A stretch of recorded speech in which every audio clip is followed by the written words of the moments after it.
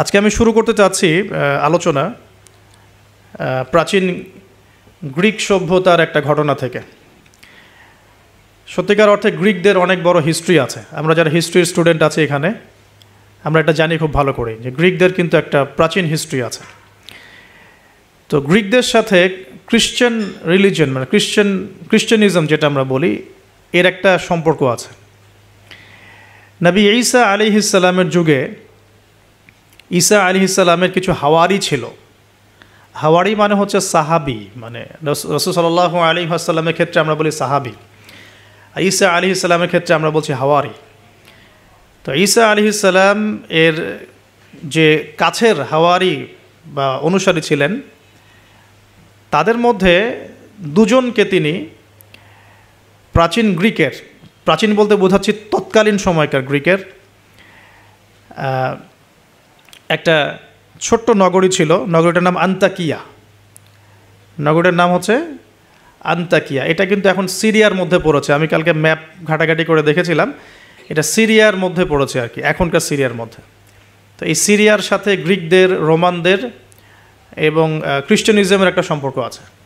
এমনকি যখন খালেদ বিন ওয়ালিদ রাদিয়াল্লাহু আনহু তাদের সময় যখন এই যে পারস্য এবং রোম বিজিত হয়েছিল, তখনও কিন্তু এই জায়গাগুলো মুসলিমদের করতলগত হয়েছে। তো এই আন্তাকিয়া শহরের মানুষরা তৎকালীন সময় ছিল মুশরেক। এক কথায় কি ছিল? মুশরেক। আমরা মিলাতে পারি এটাকে আবু জেহেলের যুগের সাথে। আবু জেহেল, আবু লাহাব, উতবা, শাইবার যুগে যেমন একটা সমাজ ছিল শিরকে নিমজ্জিত, মূর্তি পূজা হতো, হ্যাঁ, মাধ্যম পূজা হতো, কবর পূজা হতো, মৃত মানুষের পূজা হতো ইত্যাদি। আবার যেমন আসহাবুল কাহাফের সময় দাকিয়ানুস বাদশার যে যুগটা ছিল, ওইটাও যেমন শিরকের মধ্যে ছিল। আবার ইব্রাহিম আলাইহিস সালামের সময় আজারের যুগটা, নমরুদের যুগটা যেমন ছিল, বা মূসা আলাইহিস সালামের সময় ফেরাউনের যুগটা যেমন ছিল, ঠিক ওই রকমই আন্তাকিয়ার যিনি রাজা ছিলেন ওই সময়কার যুগটা ছিল শিরক বা কুফরে নিমজ্জিত আর কি। তো এই ছোট্ট রাজ্যটাতে নবী ঈসা আলাইহিস সালাম তাওহীদের দাওয়াত দেওয়ার জন্যে তার দুজন অনুসারীকে পাঠিয়েছিলেন। কয়জন ভাই? দুজন অনুসারীকে পাঠিয়েছিলেন। ওয়াদরিব লাহুম মাসালান আসহাবাল ক্বরিয়া। আল্লাহ পাক এটা সূরা ইয়াসিনের মধ্যে বলেছেন, 13 থেকে প্রায় 32 নম্বর আয়াত পর্যন্ত পুরো লম্বা আলোচনা আছে, কিন্তু এই খুঁটিনাটি বিষয়গুলো সূরা ইয়াসিনের মধ্যে নাই। এগুলো তাফসির আপনাকে ঘাটতে হবে। একটা তাফসির যদি পড়েন মন কলিজা ঠান্ডা হয়ে যাবে, অন্তত একটা, সেটা হলো তাফসিরে জালালাইন। তাফসিরে জালালাইন এটা পড়লে কলিজা ঠান্ডা হয়ে যায়। অন্যগুলো পড়লে কলিজা একটু মনে হয় ক্ষুধা এখনও বাকি আছে আর কি। জালালাইন পড়লে মনে হয় যে ক্ষুধাটা মিটে গেছে, আলহামদুলিল্লাহ। এতটাই গভীর, আলহামদুলিল্লাহ, মাশাআল্লাহ। আমি এটা প্রিফার করি বেশি যে তাফসিরে জালালাইনটা বাসায় কিনবেন, পড়বেন। এটা মাদ্রাসার জন্য যেমন ভালো, জেনারেলদের জন্য ভালো, আর এটা মোটামুটি বাংলা অনুবাদ হয়ে গেছে এখন, আলহামদুলিল্লাহ। তো এখানে নবী ঈসা আলাইহিস সালাম দুজন হাওয়ারি বা দুজন রাসূল বলছি এই অর্থে, যিনি বার্তাবাহক এই অর্থে বলছি, রাসূল পাঠালেন ওই রাজ্যকে তাওহীদের আন্ডারে নিয়ে আসার জন্যে, ওই রাজ্যের মধ্যে তাওহীদের দাওয়াত দেওয়ার জন্য। আমরা এখানে কিন্তু শিক্ষা পাচ্ছি, তার দাওয়াত বা দিনের প্রারম্ভিক বিষয় শুরু হবে তাওহীদ থেকে। দিনের প্রাথমিক বিষয় শুরু হবে কি থেকে? তাওহীদ থেকে। দিনের প্রাথমিক বিষয় খেলাফত থেকে শুরু হচ্ছে না। দিনের প্রাথমিক বিষয় কিন্তু রাষ্ট্রকায়েম থেকে শুরু হচ্ছে না, বরং দিনের প্রাথমিক বিষয় শুরু হচ্ছে তাওহীদের দাওয়াত থেকে।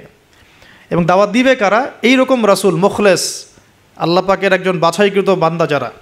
আমরা তো বাছাইকৃত রাসূল নই, তাহলে আমরা রাসূলদের অনুসারী হওয়ার ক্ষেত্রে যেন পরিপূর্ণতা অর্জন করতে পারি, এটা আমাদের টার্গেট থাকবে। মানে আমরা রাসূল হতে পারছি না, আমাদের এটা দরজা বন্ধ, কিন্তু সাহাবীদের মতো হওয়ার চেষ্টা করতে হবে। মানে আমাদের দরজাটা এখানে আর কি। তো এখন দাওয়াত দিতে গিয়ে তারা যখন শহরে ঢুকলেন, এখানে শহরের রাজার নাম কি ছিল ইত্যাদি মেনশন করা হয় নাই। কোরআন চুপ আছে, আমরাও চুপ আছি, ঠিক আছে। ঢোকার পথেই শহরের শুরুতেই একজন ব্যক্তির সাথে দেখা হলো। এই ব্যক্তি একজন কাঠমিস্ত্রি ছিলেন। কি ভাই? কাঠমিস্ত্রি। তো কাঠমিস্ত্রিকে নজ্জার বলা হয়, আরবি দিয়ে কি বলা হয়? নজ্জার। তো তাকে জিজ্ঞাসা করলেন দুজন রাসূল যে আপনার নাম কি? সে বলছে আমার নাম হাবিব বিন ইসরাইল। হাবিব বিন ইসরাইল। তো তিনি জিজ্ঞাসা করছেন আপনারা এখানে কেন এসেছেন? ওই দুজন রাসূল বলছেন যে আমরা এখানে তাওহীদের দাওয়াত দিতে এসেছি। কোন তাওহীদ, আপনাদের ইলাহকে, আপনাদের রবকে? তখন তিনি ওই রকম করে কথা বলছেন যে যেমনটা ইব্রাহিম আলাইহিস সালাম বলেছেন, আমার রব জীবিতকে মৃত্যু দিতে পারেন, মৃতকে জীবিত করতে পারেন। আমার রব, আমাদের রব আসমান থেকে বৃষ্টি বর্ষণ করেন, সেই বৃষ্টি দিয়ে এই মৃত জমিনকে জীবিত করেন, শস্য ফলান, সেগুলো আমরা খাই। আমাদের রব সূর্যকে পূর্ব দিক থেকে ওঠান, পশ্চিম দিকে ডোবান। এরকম যত বৃত্তান্ত আল্লাহ সম্পর্কে, তাওহীদের যত কথা তাকে শোনানো হলো। তো সে ব্যক্তি একটা প্রশ্ন করে বসলো যে তাহলে কি আমাকে কোনো মোজেজা দেখাতে পারবেন কি না? আপনি যে একত্ববাদের কথা বলছেন, এক আল্লাহর কথা বলছেন, কোনো মোজেজা দেখাতে পারবেন কি না? এখন মনে করেন তো দেখি যে ঈসা আলাইহিস সালামের যুগের মোজেজা কী ছিল। এক এক যুগের মোজেজা কিন্তু এক একটা। মোজেজা বোঝেন কি না? অলৌকিকত্ব, যেটা নবীগণের মাধ্যমে প্রকাশ পায়, এটা আল্লাহর ক্ষমতা, এটা নবীদের ক্ষমতা নয়, কিন্তু আল্লাহ পাকের ক্ষমতা, নবীদের মাধ্যমে আল্লাহ প্রকাশ করান। আল্লাহ পাক এই জামানাতেও আল্লাহ পাকের ওলিদের মাধ্যমে ক্ষমতা প্রকাশ করাতে পারেন। আল্লাহ পাক এখনও ক্যাপেবল এটার জন্যে। তো সেরকম মানুষ হতে হবে আগে, সেরকম মানুষ তো হতে হবে। অনেক আল্লাহর বান্দা আছেন, দেখবেন আপনার জন্য দোয়া করছে, আপনার সমস্যা দূর হয়ে গেছে, হয়নি? এমন হয়। তো আল্লাহ পাক, এটা তার ক্ষমতা না, ক্ষমতা কার? আল্লাহ পাকের। এখন ওই সময়কার মোজেজা ছিল কিন্তু কুষ্ঠ রোগীকে ভালো করে দেয়া, মনে আছে? অন্ধত্ব দূর করে দেয়া, এবং মৃত ব্যক্তিকে জীবিত করেছেন ঈসা আলাইহিস সালাম আল্লাহর হুকুমে, মনে আছে? যে যুগের মোজেজা, মানে যে যুগটা যে বিষয়ে বেশি বৈচিত্র্যময় ছিল, ওই যুগে আল্লাহ পাক ওই মোজেজাই দিয়েছেন। যেমন সুলাইমান আলাইহিস সালামের সময় জিনদের খুব দাপট ছিল, বুঝছেন? তো সুলাইমান আলাইহিস সালামের সময় জিনদের দাপটটা বেশি ছিল। আল্লাহ পাক জিনদের উপর সুলাইমান আলাইহিস সালামকে কন্ট্রোল দিয়ে দিয়েছেন। ওই যে বাতাসে তার সিংহাসন ফ্লাই করতে শুরু করলো, তার আংটির মধ্যে আল্লাহ পাক ক্ষমতা দিয়ে দিলেন। জিনদেরকে যে কাজ করতে বলতো সেই কাজ জিনরা করতে বাধ্য হতো, মনে আছে ঘটনা? আচ্ছা, আবার মুসা আলাইহিস সালামের সময় জাদুবিদ্যার চর্চা হতো, জাদুবিদ্যার চর্চা। এই চর্চা কিন্তু এখনও হয়, এখনও জাদুবিদ্যার চর্চা হয়, ব্ল্যাক ম্যাজিকের চর্চা এখনও হয়। এগুলো থেকে বেঁচে থাকাটা খুব বেশি ইম্পর্টেন্ট, কারণ এগুলোতে ইফেক্টেড হয়ে গেলে অনেক সমস্যা হয়ে যায়। আমি শেষের দিকে প্রশ্নোত্তর পর্বে কিছু আয়াত বলে দেবো আপনাদেরকে ইনশাআল্লাহ। এই কোরআনের আয়াতগুলো নিয়মিত পড়বেন ইনশাআল্লাহ তাআলা। তো ওই সময় আল্লাহ পাক মুসা আলাইহিস সালামকে লাঠি দিয়ে জাদুবিদ্যার বিপরীতে মোজেজা দেখিয়েছেন, মানে যখন যেটা তার বিপরীতে সেই মোজেজা, বুঝতে পারছেন? নবী সাল্লাল্লাহু আলাইহি ওয়াসাল্লামের যুগে কবি সাহিত্যের যুগ চলছে, একদম কাব্য সাহিত্য নিয়ে তারা খুব গর্ব করত। আল্লাহ পাক কোরআন নাজিল করলেন, সব সাহিত্য ধসে গেল। এটা কোরআনের মোজেজা। আবার ঈসা আলাইহিস সালামের সময় চিকিৎসা বিজ্ঞানের খুব জয় জয়কার চলছিল আর কি। চিকিৎসা শাস্ত্র নিয়ে মানুষের অনেক বেশি মানে আগ্রহ ছিল, যেটা এটা দিয়ে এটা হয়, এটা দিয়ে এটা হয়। আল্লাহ পাক তখন এমন মর্যাদা দিয়েছেন যে মৃত মানুষকে জীবিত করে দেখিয়ে দিয়েছেন। তো এই দুই ব্যক্তিকে ওই নাজ্জার হাবিব বিন ইসরাইল, সে ব্যক্তি বলছে যে আমাদেরকে কোনো মোজেজা দেখাতে পারো কিনা। এখন সে বলছে ঠিক আছে, মোজেজা দেখাতে পারবো ইনশাআল্লাহ। আমার এই সন্তান, আমার এই ছেলে দীর্ঘদিন থেকে চোখে অসুখে ভুগছে, এক চোখ নষ্ট হয়ে যাচ্ছে, তুমি শেফা দিতে পারবে কিনা আল্লাহর হুকুমে। আল্লাহ পাকের দরবারে তারা সেজদায় পড়ে গেলেন, আল্লাহর কাছে সাহায্য চাইলেন, তার চোখে হাত বুলালেন, আলহামদুলিল্লাহ চোখ ভালো হয়ে গেল। এগুলো কিন্তু কোনো গালগল্প নয়। এবার হাবিবে নাজ্জার, তার কিন্তু বিশ্বাস হয়ে গেল, হ্যাঁ এটা তাওহীদের ফসল, এটা তাওহীদের ফসল। এবার তিনি দেনানদেন সাক্ষ্য দিলেন যে আশহাদু আল্লা ইলাহা ইল্লাল্লাহ ওয়া আন্না মুহাম্মাদান, তখন ছিল না, তখন ছিল কি ঈসা রূহুল্লাহ ওয়া আবদুহু, এরকম একটা কালিমা ছিল তখন, ঠিক আছে? তো তিনি মুসলমান হয়ে যেটা করলেন, ওই জনপদের থেকে নির্জনতা অবলম্বন করা শুরু করলেন। তিনি মুসলমান হয়ে কিন্তু জনপদের ভিতর ঢুকে পড়েন নাই, প্রথমে একটু নির্জনতা অবলম্বন করা শুরু করলেন, কারণ সমাজের সবাই কিন্তু মুশরিক। এখন ওখানে যদি আপনি সরাসরি ঢুকে যান, ঢুকায় আপনি এখন যদি জোরে জোরে তাকবীর দেওয়া শুরু করেন, তাহলে তো রিমান্ড হবে আর কি। তো তিনি নিজেকে একটু সেফ করে একা একা ইবাদত করা শুরু করলেন। এখানে আমাদের শিক্ষা আছে কিন্তু। আমি এই হাবিবে নাজ্জারের ঘটনা, ওই তৎকালীন সময়কার ওই আন্তাকিয়া শহরের শিরক, এগুলোর সাথে আপনি বর্তমান বিশ্বকে মেলাতে পারবেন। এখনকার বিশ্বের অবস্থাও কিন্তু মোটামুটি এরকমই। অনেক আলোচনা আমি আগে করেছি বিগত লেকচারগুলোতে, যে এই ওয়ার্ল্ডের প্রতিটা ডিপার্টমেন্টেই শিরক আছে, একদম এডুকেশন থেকে শুরু করে, শিক্ষা থেকে শুরু করে পলিটিক্স পর্যন্ত সবখানেই শিরক আছে। কোনো জায়গায় শিরক বাদ নাই। ইকোনমিক্সেও শিরক আছে, সামাজিক কালচারে শিরক আছে, আমাদের চিন্তা দর্শনে শিরক আছে, আমাদের মিডিয়ার মধ্যে শিরক আছে, আমাদের বুদ্ধিজীবীদের মধ্যে শিরক আছে, আমাদের রাজনীতিবিদদের মধ্যে শিরক আছে, আমাদের ধর্ম নেতাদের মধ্যেও শিরক আছে কোনো কোনো জায়গায়, আছে না? আছে। যদি আপনি ভালো করে খিজিরের মতো দেখতে শেখেন আপনি বুঝতে পারবেন এই ওয়ার্ল্ডটা শিরকের আন্ডারে আছে। তো এটা বাস্তব, সামনে মানুষ দেখবে এগুলো। এখন এই অবস্থায় হাবিবে নাজ্জার শহরে ঢুকে দাওয়াতি কাজ শুরু করেন নাই, একা একা তিনি নিজেকে তৈরি করেছেন, আগে তাস্কি আধ্যাত্মিকতা অর্জন করার চেষ্টা করেছেন, ইবাদত বাড়িয়েছেন। এদিকে ওই দুজন রাসূল তারা শহরে প্রবেশ করলেন, বেশ কিছু সময় তারা মানুষকে দাওয়াত দেওয়ার চেষ্টা করলেন, কিন্তু মানুষ ইসলাম কবুল করছে না। ঠিক মক্কার অবস্থার মতোই। এই সূরাটা কোথায় নাজিল হয়েছে? মক্কায়। কোথায়? এই সূরা কিন্তু মদিনায় নাজিল হয় নাই। তাহলে এই সূরার মধ্য দিয়ে আল্লাহ পাক রাসূল সাল্লাল্লাহু আলাইহি ওয়াসাল্লামকে শিক্ষা দিচ্ছেন, সাহাবীদেরকেও শিক্ষা দিচ্ছেন। ঠিক মাক্কি পরিবেশের মতোই তৎকালীন পরিবেশটা ছিল। আর মাক্কি পরিবেশ মানে, আমি অনেকদিন আগে বলেছি, মাক্কি পরিবেশ মানে শিরক, মাক্কি পরিবেশ মানে সুদ, রিবা, মাক্কি পরিবেশ মানে হচ্ছে মাদক, মাক্কি পরিবেশ মানে জেনা, ব্যভিচার, মেয়েদের মানহানি আর গোত্রীয় হানাহানি, এগুলো মক্কা। মক্কা মানে এইগুলো যেটা এখনকার ওয়ার্ল্ডে চলছে। আপনি যদি ছোট সেন্সে চিন্তা করেন না, তাহলে আমাদের সোসাইটিটাও মাক্কি। ছোট সেন্সে চিন্তা করেন, এখানে শিরক দিয়ে ভর্তি, রিবা সুদ দিয়ে ভর্তি, মাদক দিয়ে ভর্তি, মেয়েদের যে জেনা ব্যভিচার পর্নোগ্রাফি এগুলো দিয়ে ভর্তি, আর কি গোত্রীয় হানাহানি তো আছেই। এটা এখন পলিটিক্যাল হানাহানিতে রূপ নিয়েছে, কোনো কোনো জায়গায় ধর্মীয় হানাহানি হচ্ছে, মসজিদে ভাগাভাগি হচ্ছে। আছে, মক্কার আদর্শ কিন্তু এখনও সমাজের মধ্যে আছে। খালি দার্শনিক দৃষ্টিভঙ্গিতে দেখতে শিখুন, একটু খিদিরের মতো দেখতে শিখুন। এখন দেখুন, এই দুজন রাসূল দাওয়াত দেওয়ার পর, দীর্ঘদিন দাওয়াত দেওয়ার পরে যখন মানুষ ইসলাম কবুল করছে না, তখন তারা প্রকাশ্যে মানে আল্লাহু আকবার, তাকবীর এটা দেওয়া শুরু করেছিলেন। যখনই বের হতেন তারা তাকবীর দিতেন, আল্লাহু আকবার, আল্লাহু আকবার, আল্লাহু আকবার, লা ইলাহা ইল্লাল্লাহ, লা ইলাহা ইল্লাল্লাহ, এভাবে প্রকাশ্য দাওয়াত দেওয়া শুরু করলেন। ঠিক আব্দুল্লাহ বিন মাসউদ রাদিয়াল্লাহু আনহুর মতো। নবী সাল্লাল্লাহু আলাইহি ওয়াসাল্লাম একদিন বললেন যে, কে আছো কুরাইশদেরকে কোরআন শোনাতে পারো? তারা তো কোরআন শুনতেই চায় না, কোরআন বললেই কানে আঙ্গুল ঢুকায় দেয়। হ্যাঁ, কোরআন বললেই তারা কাপড় দিয়ে মাথা আবৃত করে, এগুলো কোরআনে আছে কিন্তু। তখন আব্দুল্লাহ বিন মাসউদ, সুবহানাল্লাহ, রুয়াইয়াল গানাম বলা হতো তাকে, মানুষ তাচ্ছিল্য করতো, মানুষ তাকে তাচ্ছিল্য করতো। তার পা ছিল সরু, মানে চিকন সরু, পা দেখে আবু জেহেল হাসাহাসি করতো, সুবহানাল্লাহ। আর ওই পায়ের নিচেই আবু জেহেলের মৌত আল্লাহ লিখেছিলেন, সুবহানাল্লাহ। ওই পা দিয়ে তার আবু জেহেলের বুকের উপর পাড়া দিয়ে তিনি তাকে গর্দান কেটেছেন বদরের মাঠে। খালি 13 বছরের ব্যবধান, সময়ের ব্যবধান, খালি জাস্ট টাইম টক্স, মানে সময় কথা বলে না, সময় কথা বলে। এই আব্দুল্লাহ বিন মাসউদ রাদিয়াল্লাহু আনহুর পায়ের তলেই আবু জেহেল আবার মারা গেছে। তো এই আব্দুল্লাহ বিন মাসউদ রাদিয়াল্লাহু আনহু বললেন যে, আমি শোনাবো কুরাইশদেরকে কোরআন ইনশাআল্লাহ। তারপর তিনি বের হয়ে কাবা ঘরের সামনে গিয়ে আর রহমান আল্লামাল কোরআন খালাকাল ইনসান এই তেলাওয়াত শুরু করলেন। বাস, মায়ের শুরু হলো। এখন যদি আপনি বের হয়ে সবার সামনে বলেন, আল্লাহর হুকুম ছাড়া কোনো হুকুম নাই, ইনিল হুকমু ইল্লা লিল্লাহ, আল্লাহর হুকুম ছাড়া কোনো হুকুম নাই, ওয়া মান লাম ইয়াহকুম বিমা আনজালাল্লাহু ফাউলাইকা হুমুল কাফিরুন, মায়ের একটা মাটিতে পড়বে? একটাও গায়েবই হয়ে যেতে পারেন আপনি, নাই, আউট অফ হিস্ট্রি। আপনি আপনার কথা মানুষ ভুলেই যাইতে পারে, হয় না এমন? আর যদি জাতিসংঘে গিয়ে বলেন যে এর যত বেইজ আছে সব শিরকের উপর আছে, সারা ওয়ার্ল্ডের মধ্যে শুধু ইসলামিক খেলাফা চলবে, তাইলে কি হবে? তো এই অবস্থা হয়েছে আব্দুল্লাহ বিন মাসউদ রাদিয়াল্লাহু আনহুর।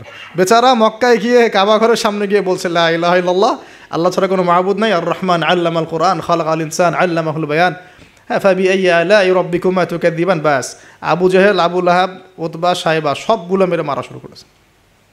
তাহলে শিক্ষা হচ্ছে এগুলো সুন্নত। শিক্ষাটা কি? দিনের পথে যদি সত্যিকার কেউ ইফোর্ট দেয় তাহলে এই জিনিসগুলো তার ভাগ্যে আসবে। এই নির্যাতন, নিপীড়ন বা অপদস্থতা তার ভাগ্যে আসবে। যাদের ভাগ্যে আসছে না, 100% বলতে পারবো যে সেটা সঠিক পথ নয়, 100%। হ্যাঁ, সঠিক পথের ডানে বামে আমরা চোরা রাস্তা খুঁজি, তো এই সঠিক ক, সঠিক খ, সঠিক গ, হ্যাঁ, সঠিক অল্প সঠিক, বেশি সঠিক, একটু বেশি সঠিক, মানে এরকম আর কি। সত্যিকার অর্থে ওই রকম সঠিক পথে গেলে এগুলো আসবেই।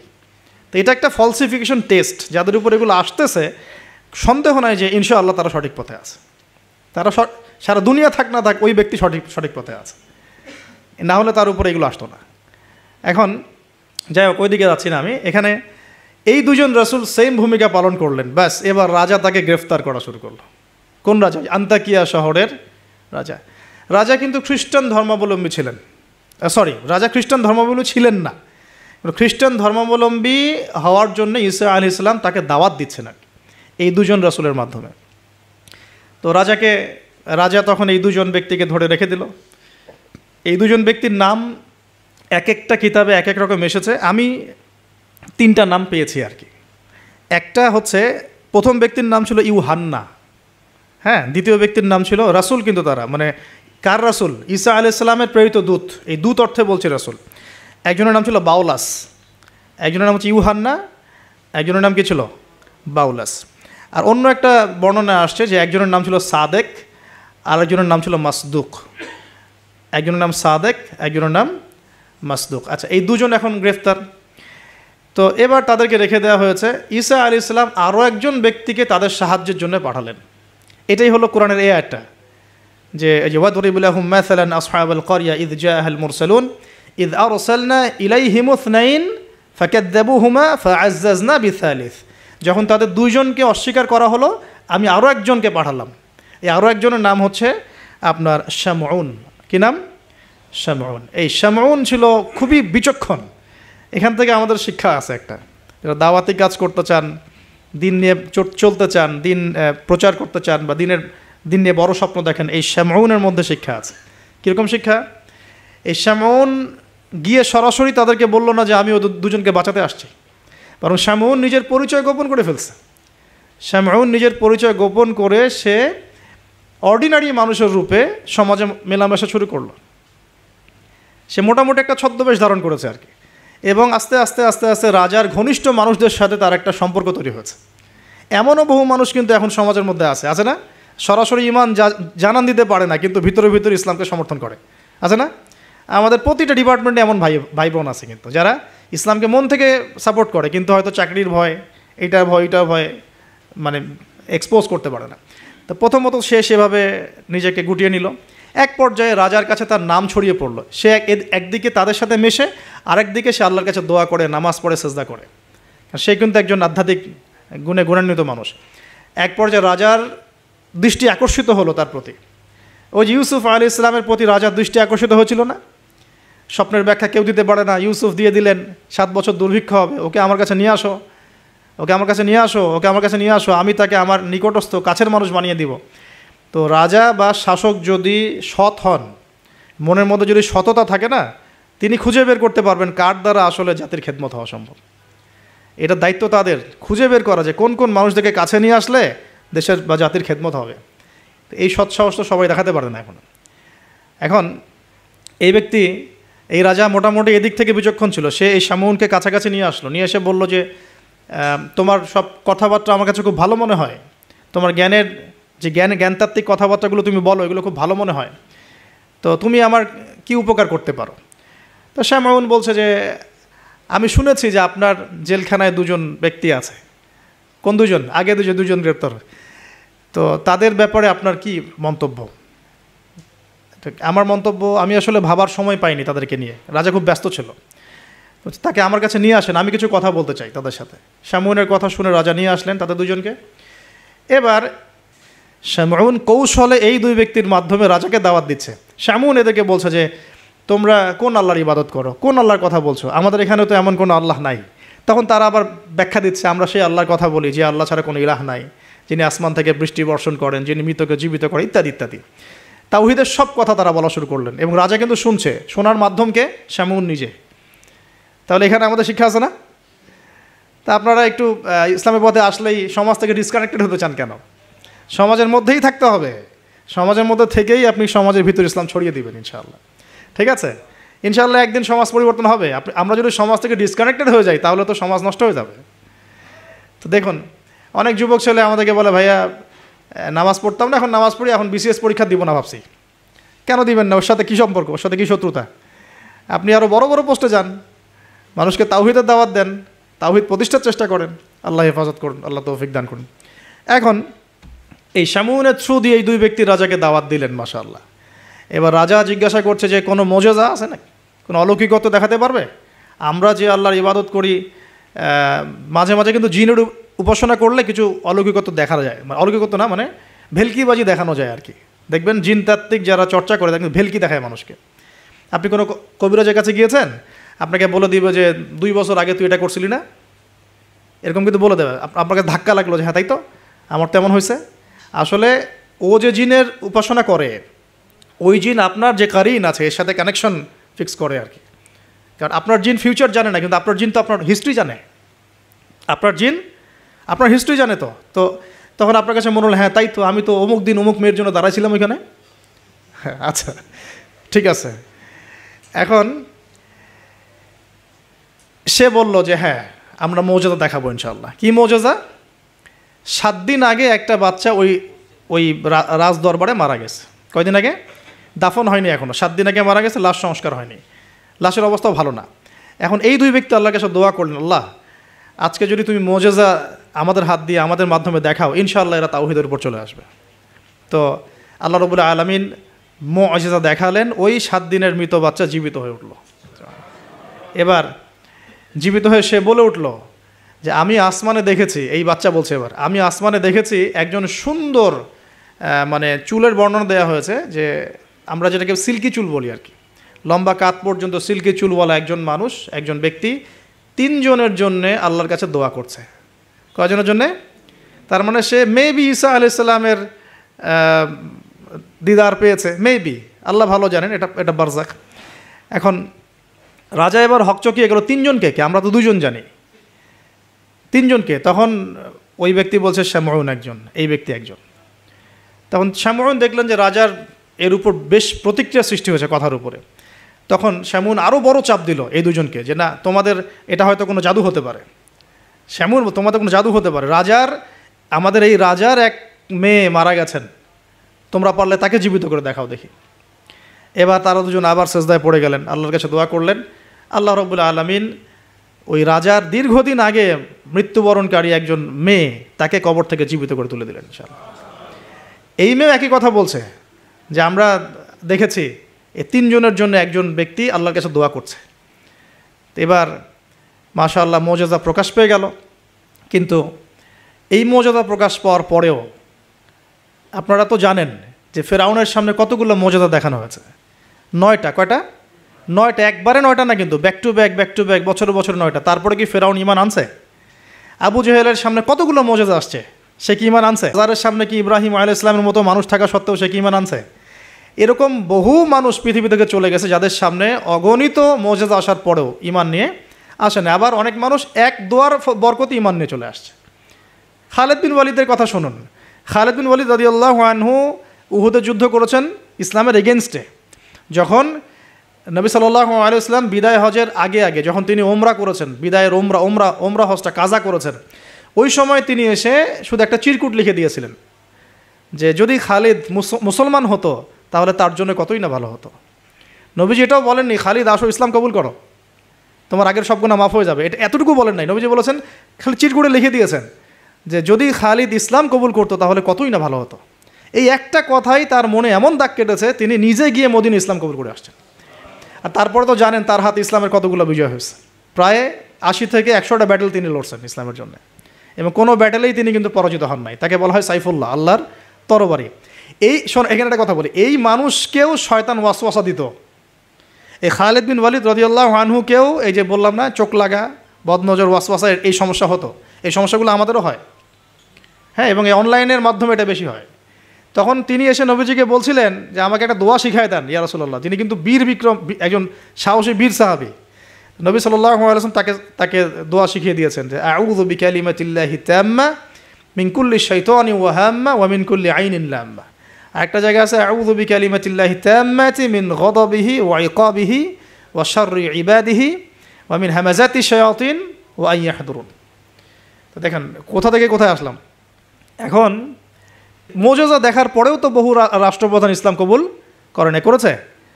এখনও তো আপনার সামনে আমার সামনে মুআজিজা পড়ে আছে। কি মুআজিজা? কোরআন। কেউ কোরআন নিয়ে একটা ভুল প্রমাণ করুক, একটা বিধান প্রমাণ করুক যে মানবতা বিরোধী, বা এটা এই যুগে চলে না, ওই যুগে চলতো, এর মধ্যে এক জাররা পরিমাণ ভুল কেউ বের করতে পারে কিনা দেখুক। তারপরেও তো মানুষ কোরআন মেনে চলছে না। ব্যাপারটা এরকম হচ্ছে না? এখন রাজার সামনে অনেকগুলো মুআজিজা দেখানো হয়েছে ঠিকই, কিন্তু রাজা তাদেরকে কবুল করে নাই। ফিনিশিং হলো এটা। এবার এই 3 জনকে শাস্তি দেওয়া হবে। শামউনের আসল রূপ তো প্রকাশ পেয়ে গেছে। এবার শামউনের কি আসল রূপ প্রকাশ পেয়ে গেছে। এবার 3 জনকে শাস্তি দেওয়ার প্ল্যান করা হয়েছে। তখন তারা আল্লাহর কাছে দোয়া করলেন যে আল্লাহ আমাদেরকে এই জালেমের জুলুম থেকে আল্লাহ হেফাজত করো। তো তাদেরকে আটকে রাখা হয়েছে, পাথর নিক্ষেপ করে হত্যা করা হবে, এটা হচ্ছে রায় ওদের। ওই সময়কার রায়গুলো এমন ছিল, রজম করে হত্যা করা হবে, বা বড় বড় কিছু গাভী ছিল ওদের, সোনার দিয়ে তৈরি বা পিতল দিয়ে তৈরি, এর ভিতরে মানুষকে ঢুকিয়ে নিজ দিয়ে আগুন জ্বালিয়ে দেওয়া হতো। চিন্তা করতে পারেন। তারপরে শুলদণ্ড ছিল, পিছনের রাস্তা দিয়ে লোহা আছে না, পেঁচানো লোহা বাকিয়ে ঢুকিয়ে মাথার মগজ দিয়ে বের করে দেওয়া হতো। এগুলো ছিল শুলদণ্ড। একজন সাহাবী খুবাইব রাদিয়াল্লাহু আনহুকে এইভাবে দণ্ড দিয়ে হত্যা করা হয়েছে, নাউযুবিল্লাহ। সুবহানাল্লাহ। আল্লাহ পাক তাকে জান্নাতের শীর্ষ মর্যাদা দান করুন, দোয়া করে।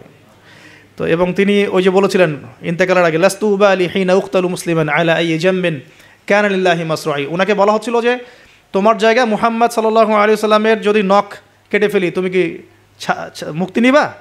তো তখন তিনি বলেছিলেন যে লাস্তু উবালি হিনা উকতালু মুসলিমান, আমি কোনো পরোয়াই করি না যখন আমাকে মুসলমান রূপে শহীদ করা হচ্ছে।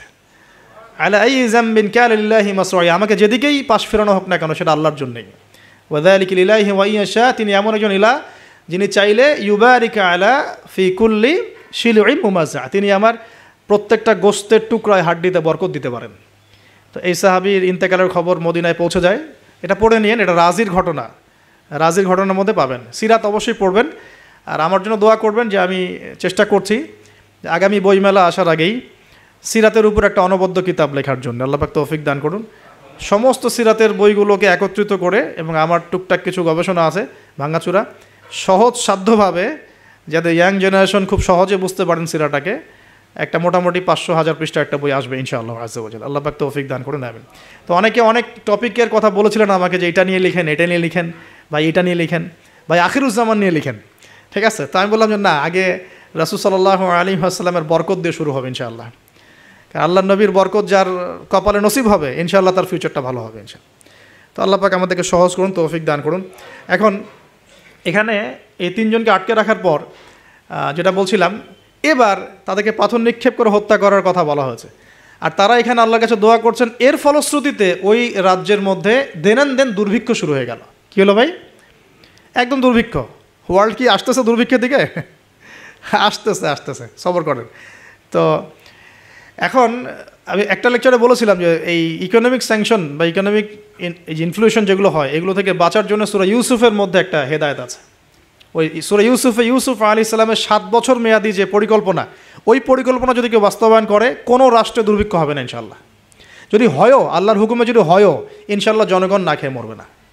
ওই 7 বছরের মেগা পরিকল্পনা কি সেটা একটু সূরা ইউসুফ ঘাটে দেখেন। তার মূল জিনিসটাই হচ্ছে অপচয় নষ্ট করা, অপচয়টাকে রোধ করা। অপচয় নষ্ট করা না, মানে অপচয়কে রোধ করা, সমস্ত রকম অনিয়ম বন্ধ করা, এবং ফিউচারের জন্যে খাবার এবং সম্পদগুলো সঞ্চয় করতে থাকা। যেমন আমরা কিন্তু অনেক অপচয় করি, খাবার নষ্ট করি, গ্যাস নষ্ট করি, তেল নষ্ট করি, নষ্ট করি, কিন্তু আবার প্রয়োজনের চেয়ে বেশি ব্যবহার করি। আবার দেখা যায় যে অনেক প্রকল্প হাতে নিচ্ছি কিন্তু পুরোপুরি বাস্তবায়িত হচ্ছে না, দুর্নীতি হচ্ছে, ইত্যাদি ইত্যাদি। এগুলোকে যদি বন্ধ করা যায়, আপনি ইন ফিউচার একটা জাতির ইকোনমিক বিষয়টা সাস্টেইন করতে পারবেন ইনশাআল্লাহ। তো আমি ইকোনমিক্স নিয়ে অন্য একদিন ইনশাআল্লাহ কোনো একটা সেমিনার করবো ইনশাআল্লাহ তাআলা। আজকে বলছি এতটুকু যে ইউসুফ আলাইহিস সালামের অর্থনৈতিক যে মেগা পরিকল্পনা 7 বছর, এটা যে নিতে পারবে, যে সমাজ, যে রাষ্ট্র গেইন করবে ইনশাআল্লাহ, সাকসেস। তো এই জিনিসগুলো আমাদের ঊর্ধ্বতন কর্তৃপক্ষদেরকে বোঝানো উচিত, দাওয়াতটা পৌঁছানো উচিত। হয়তো বা তারা জানেন না, এমন হতে পারে যে তাদেরকে যুগের সাথে তাল মিলিয়ে কেউ বোঝাতে পারেনি এখন পর্যন্ত, এমন হতে পারে। এই জন্য আমরা সবার প্রতি আমভাবে দাওয়াতের নসিহত করব, কারোর প্রতি আমরা কোনো শত্রুতা পোষণ করতে যাব না। কারণ আমাদের সমাজের মানুষগুলো কিন্তু আমাদেরই ভাই, আমাদেরই বোন, আমরাই। তো হয়তো কেউ হেদায়েত পেয়েছে, কেউ পায় নাই, কেউ বুঝে আসছে, কেউ আসে নাই, ইত্যাদি। এখন এই মানুষগুলো দোয়া করছেন 3 জন, এইভাবে বলছি, ইউহান্না, বাউলাস এবং শামউন, হ্যাঁ, অথবা অন্য বর্ণনা আছে সাদেক, মাসদুক এবং শামউন। তারা দোয়া করছেন, এদিকে দুর্ভিক্ষ চলছে। এখন জনগণ তাকে বলা শুরু করলো যে ইন্না তাতায়্যারনা বিকুম, তোমাদেরকে আমরা এখন অশুভ মনে করা শুরু করেছি, তোমাদেরকে আমরা অশুভ, অলক্ষণ মনে করছি। সূরা ইয়াসিন পড়ে দেখেন, আমরা তোমাদেরকে বলি না, কুলক্ষণ, অলক্ষণে, এরকম কথা বলি না, তোমাদেরকে আমরা এখন অলক্ষণে মনে করছি। যদি তোমরা তোমাদের এই দাওয়াত বন্ধ না করো, আমরা তোমাদেরকে রজম করে হত্যা করব। এবার রজমের প্রিপারেশন নেওয়া হচ্ছে। এবার সেই ঘটনা ওয়াজা মিন আকসাল মাদিনাতি রাজুলুন ইয়াসআ। এবার ওই মদিনা মানে কিন্তু নগর, মদিনা মানে একটা শহর, মদিনা মানে ওই শহরের দূরবর্তী একটা জায়গা থেকে, দূরবর্তী জায়গা মানে কোনটা, ঢোকার এন্ট্রেন্সটা, ওই যে হাবিবে নাজ্জার মনে আছে, ওয়াজা আমিন আকসাল মাদিনাতি রাজুলুন ইয়াসআ, একজন ব্যক্তি দৌড়ে আসলো, ইয়াসআ মানে দৌড়ে আসলো, ইয়াসআ ক্বালা ইয়া কওমি ইত্তাবিউল মুরসালিন, দৌড়ে এসে তখন তার ওই ব্যক্তি কওমকে বলছে, হে আমার কওম, এই রাসূলদের অনুসরণ করো। সুবহানাল্লাহ। কোন ব্যক্তি এটা? তাহলে এখানে আমাদের যারা সাধারণ মুসলিম আছে আমাদের শিক্ষা আছে তো নাকি? হাবিবে নাজ্জার কত বড় একটা সাহসিকতার পরিচয় দিল এখানে, দেখেন সে দৌড়ে এসে যখন শুনতে পারলো যে ওই রাসূলদেরকে হত্যা করার প্রিপারেশন নেওয়া হয়েছে, দৌড়ে এসে কওমকে বলছে, হে আমার পুরো কওম, তোমরা রাসূলকে অনুসরণ করো, ইত্তাবিউ মান লা ইয়াসআলুকুম আজরান ওয়া হুম মুহতাদুন, তোমরা সেই রাসূলদের অনুসরণ করো যারা তোমাদের কাছে কোনো প্রতিদান চাচ্ছে না এবং তারা হেদায়েত প্রাপ্ত আছে। সুবহানাল্লাহ। ওয়া মা লিয়া লা আ'বুদুল্লাযী ফাতারানি ওয়া ইলাইহি তুরজাউন। তাকে এবার এই হাবিবে নাজ্জারকে ধরা হয়েছে, তুইও আর এই গ্রুপে আসিস, তাহলে ওকেও ধরে মানে মারার প্রিপারেশন নেওয়া হয়েছে এবং তার রজমটা আগে করা হয়েছে আর কি। এই তাফসীর বলছে যে এই রজমটা আগে করা হয়েছে, শেষ পর্যন্ত এই রাসূলদেরকে হত্যা করা হয়েছে কিনা এটা আমি স্পষ্ট করে পাইনি, কিন্তু এই হাবিবে নাজ্জারকে যে হত্যা করা হয়েছে এটা স্পষ্ট করে পেয়েছে, একদম স্পষ্ট করে জালালাইনে আসছে এই জিনিসটা। এখন এই তাকে ধরা হলো, তুইও তাদের গ্রুপের মধ্যে একজন, তো সে বলছে ওয়া মা লিয়া লা আ'বুদুল্লাযী ফাতারানি ওয়া ইলাইহি তুরজাউন, আমি কেন আল্লাহর ইবাদত করব না? তার অ্যান্সারটা এরকম, আমি কেন আল্লাহর ইবাদত করব না যে আল্লাহ আমাকে এভাবে সৃষ্টি করেছেন এবং তার কাছে আমাকে ফিরে যেতে হবে? কোন লজিকে আমি তার ইবাদত করব না? মানে তাওহীদের যত রকম সংজ্ঞা তিনি শেখালেন, বললেন, বুঝালেন, মানুষ বুঝতে চাইল না। এবার তাকে রজম করা হচ্ছে এবং সুবহানাল্লাহ, ওয়া মা লিয়া লা আ'বুদুল্লাযী ফাতারানি ওয়া ইলাইহি তুরজাউন আ'তাখিযু মিন দুনিহি আলিহা ইন ইউরিদনির রাহমানু বিদুররিন লা তুগনি আন্নী শাফাআতুহুম শাইআ ওয়া লা ইউনকিযুন ইন্নী ইযাল লাফি দালালিম মুবিন। তিনি বলছেন যে আল্লাহ আমাকে সৃষ্টি করেছেন সে আল্লাহর আমি ইবাদত না করে আমি কার ইবাদত করব? আল্লাহ রাব্বুল আলামিন যদি আমাকে কোনো কল্যাণ করতে চান কেউ ঠেকাতে পারবে না, আল্লাহ পাক যদি কোনো অকল্যাণ করতে চান কেউ আমাকে বাঁচাতে পারবে না। আর আমি যদি এই তাওহীদ জানার পরেও শিরকে যাই তাহলে আমি স্পষ্ট বিভ্রান্তির মধ্যে থাকব। তার লজিকগুলো কত চমৎকার। এবার তাকে হত্যা করা হচ্ছে আর কি। হ্যাঁ, সুবহানাল্লাহ। ইন্নী ইযাল লাফি দালালিম মুবিন ইন্নী আমানতু বিরাব্বিকুম ফাসমাউন। সে বলছে ইন্নী আমানতু বিরাব্বিকুম ফাসমাউন, তোমরা আমাকে হত্যা করছো কিন্তু জেনে রাখো যে আমি, তোমরা শুনে রাখো, জেনে রাখো না, ফাসমাউন তোমরা শুনে রাখো, তোমরা আমাকে হত্যা করছো করো কিন্তু শুনে রাখো যে আমি ঈমান এনেছি আমার রব এবং তোমাদের সবার রবের প্রতি। আমি তোমাদের এইসব তন্ত্রমন্ত্র শিরিক কুফর এসবে বিশ্বাস করি না। এবং এই রজমে যখন তার মৃত্যু হয়ে যায় বলা হচ্ছে যে মৃত্যুর আগেই অথবা মৃত্যুর সময় তাকে আল্লাহ রাব্বুল আলামিন তার জান্নাতের ঘরটা দেখালেন। সুবহানাল্লাহ।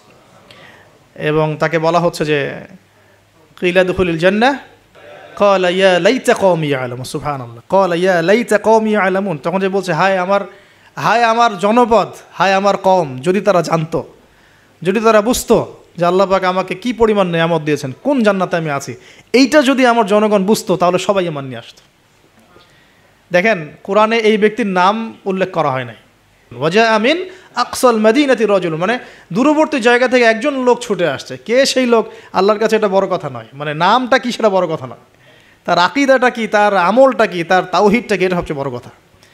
তো এখন এই হাবিবে নাজ্জারের এই শাহাদাত হয়ে গেল এবং আন্তাকিয়াবাসীর উপরে এবার কি হলো আল্লাহ পাক সেটাও বলছেন।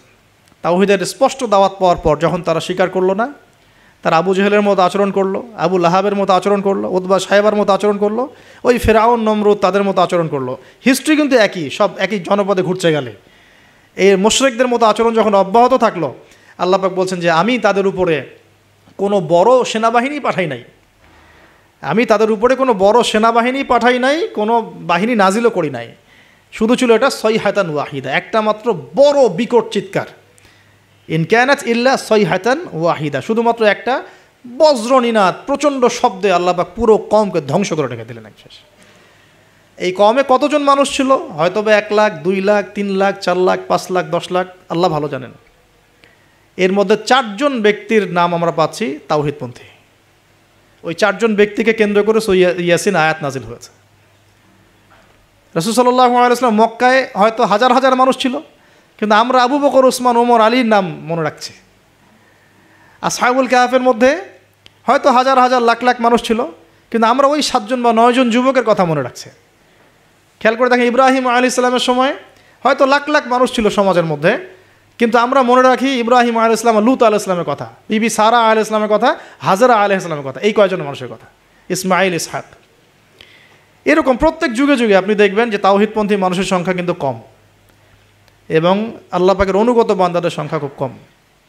এই ঘটনাটা আল্লাহ রাব্বুল আলামিন এই আন্তাকিয়াবাসীর এই ঘটনাটাকে সূরা ইয়াসিনের এই 13 থেকে প্রায় 32 নম্বর আয়াত পর্যন্ত পুরোটা নিয়ে আসছেন, এবং এর মধ্য দিয়ে আল্লাহ রাব্বুল আলামিন আমাদেরকে যে মেসেজগুলো দিতে যাচ্ছেন সেটা হলো, যে পয়েন্ট আকারে ফাইন্ড আউট করি। দেখুন, এক, ফার্স্ট অফ অল রাসূলদের কাজ যারা করবেন, মানে রাসূলের কাজ মানে কি, দাওয়াতি কাজ, তাবলীগের কাজ, মানুষকে তাওহীদের প্রচার করবেন, প্রসার করবেন, দিনের ফিকির করবেন, দিন নিয়ে দিন প্রতিষ্ঠার স্বপ্ন দেখবেন, তাদেরকে সর্বপ্রথম আগে তাওহীদপন্থী হতে হবে। তাওহীদপন্থী মানে এই ভেজাল তাওহীদপন্থী না, এই তাওহীদ না যে আমি তাগুতও মানি আবার ইয়াও মানি, মানে ইসলামও মানি, আমি তাগুতও মানি, আমি কুফরও মানি, আমি সুদও মানি, হ্যাঁ, আমি দলীয় বিভাজনও মানি, আমি কি বলবো যে ব্যক্তি পূজাও করি, আমি শায়েখ পূজাও করি, আমি সবই করি, আবার তাওহীদও আছে। মানে এইরকম গোলালু মার্কা তাওহীদের কোনো কাজ নাই বাংলাদেশে। যদি বাংলাদেশে আমরা ইসলাম নিয়ে বড় স্বপ্ন দেখি, তাহলে আগে তাওহীদের ডেফিনেশন শিখতে হবে, তাওহীদ কাকে বলে। লা ইলাহা ইল্লাল্লাহ মানে আল্লাহ ছাড়া কিছুই নাই, এই কথা স্পষ্ট করে আমাদের বলার মতো সৎসাহস থাকা উচিত এবং বলার মতো যোগ্যতা থাকা উচিত। মানুষকে বোঝানোর ক্ষমতা থাকা উচিত যে লা ইলাহা ইল্লাল্লাহ মানে কি। মানে আমি কালিমা পড়েছি, এদিকে আমি কবরও সেজদা করব? আমি কালিমা পড়েছি লা ইলাহা ইল্লাল্লাহ, এখন আমি কি মানে মৃত মানুষের কাছে পূজা করতে পারি? আমি কি লা ইলাহা ইল্লাল্লাহ বলার পরে আল্লাহ পাক ছাড়া অন্য কারো বিধানের সামনে দাসত্ব করতে পারি?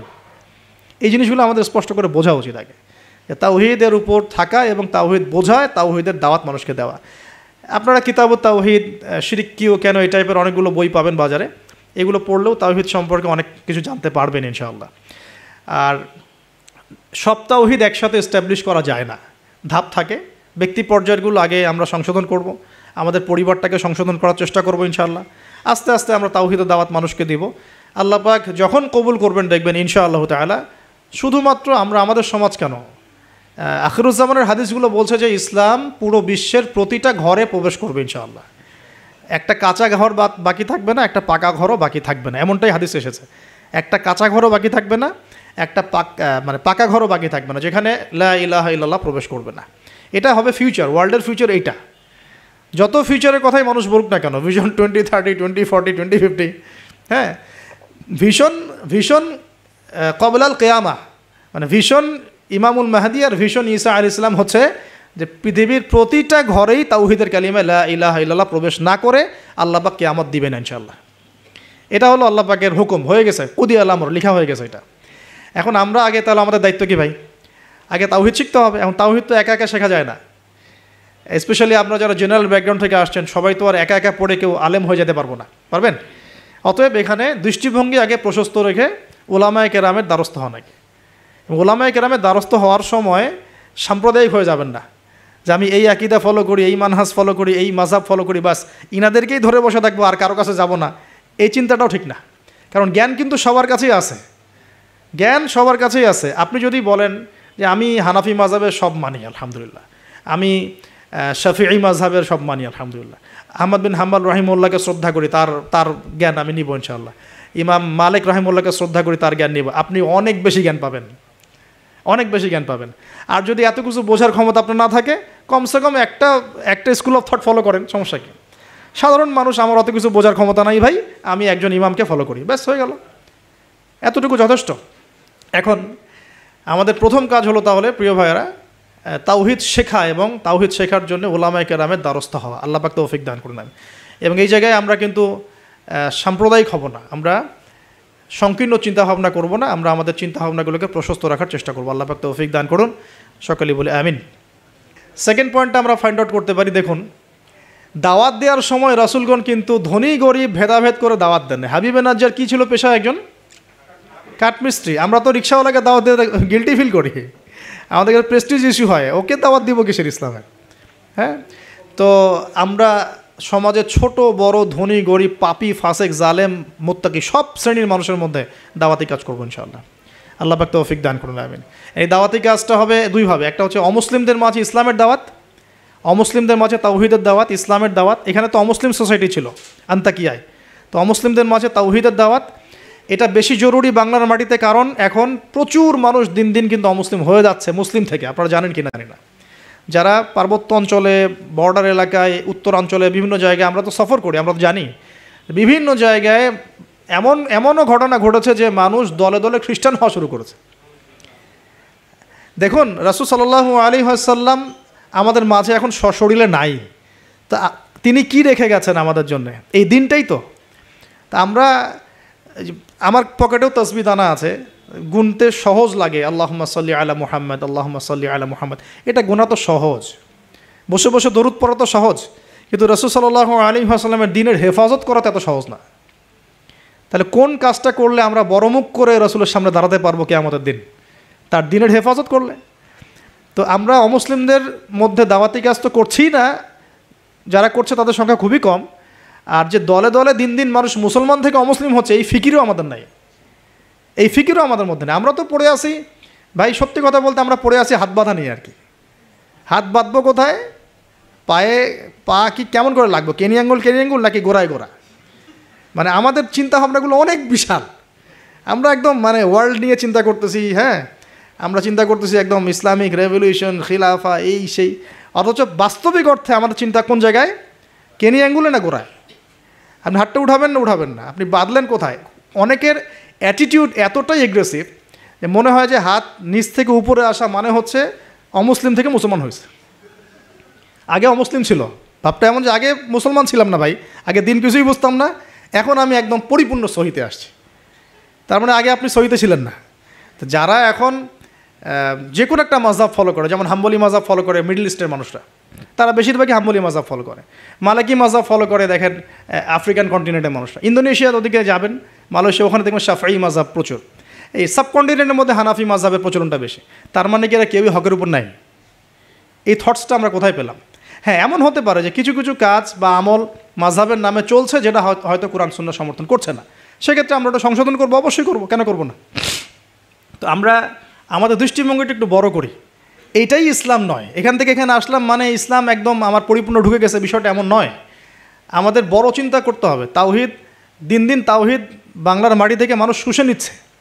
তাওহীদ তো শুষে নেওয়া হচ্ছে অনেক আগ থেকেই, তাওহীদ তো পানির মতো শুষে নেওয়া হচ্ছে অনেক আগ থেকেই। ব্যক্তিগত জীবনে হয়তো আমি সুন্নতের আমল করছি, ব্যক্তিগত জীবনে আমি তাসবিহ তাহলিল করছি, জিকির আজগার করছি, তাহাজ্জুদ পড়ছি, সত্যিকার অর্থে কি এটাই ইসলাম? ইসলাম বলতে এতটুকুই বোঝায়? তো এই জিনিসগুলো আমাদের একটু বড় করে ভাবা উচিত।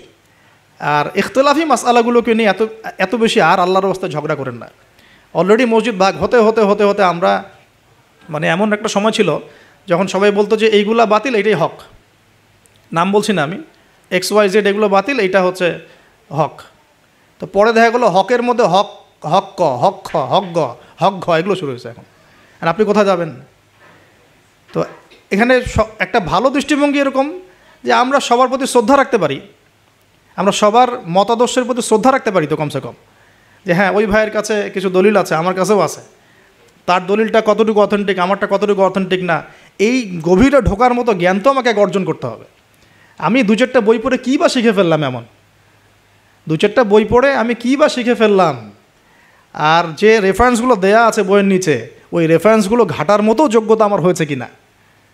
মনে করেন একটা বই পড়ছেন, নিচে আপনার একদম সব বুখারি মুসলিম লেখা, তো এই বুখারি মুসলিমের ভিতরে ঢোকার যোগ্যতাটা কি আপনার হয়েছে কিনা, বা ওইটার উসুল আপনি বোঝেন কিনা, ওই হাদিসটা সত্যি সত্যি ওই মাসআলা সাবিত করে কিনা এটা আপনি বোঝেন কিনা, বা ওই হাদিসটাকে নিয়ে ওই দলিলটাকে নিয়ে আপনি কি অন্য কোনো মুহাক্কিক আলেমের কাছে গিয়েছেন কিনা, তাদের জবাবটা শুনেছেন কিনা?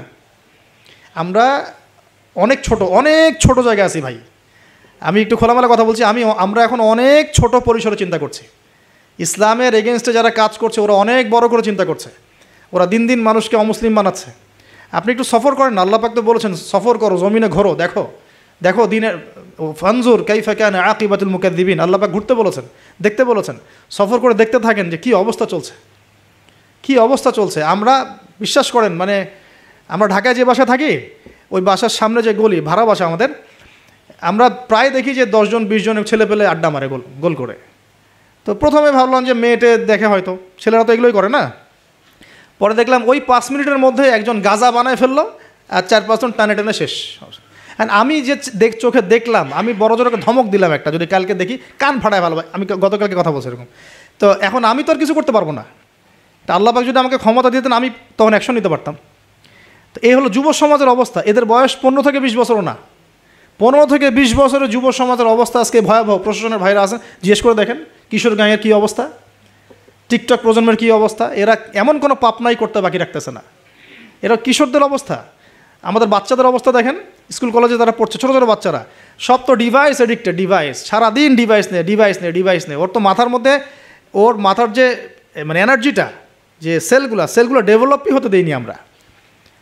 ও যে পরিবারে বড় হচ্ছে, পরিবারের স্বামী স্ত্রীর মধ্যে সুসম্পর্ক নাই, হৃদ্যতাপূর্ণ কোনো পরিবেশ সে দেখছে না। হ্যাঁ, ওর খাওয়ার ঠিক নাই, ও মানে শারীরিক কসরত নাই। হ্যাঁ, খালি একটা সার্টিফিকেটকে আমরা সব মনে করছি। 10টা 5টা প্রাইভেট পড়তেছে, মনে করছি আমি আমার ছেলেকে মানুষ করে ফেলাইলাম। ইসলামের তো কোনো ফিকিরই নাই, কোরআন পড়তে জানে না, নামাজ দূরের কথা, অজু করতে পারে না। আমি হার্ডলাইনে কথা বলছি, নামাজ দূরের কথা, অজুই করতে পারে না। ঠিকমতো অজু করতে হয় কীভাবে জিজ্ঞাসা করেন, অজুর ফরজ করে জিজ্ঞাসা করেন, ওকে বলতে পারে কিনা। এই বয়সের মেয়েদের অবস্থা দেখেন।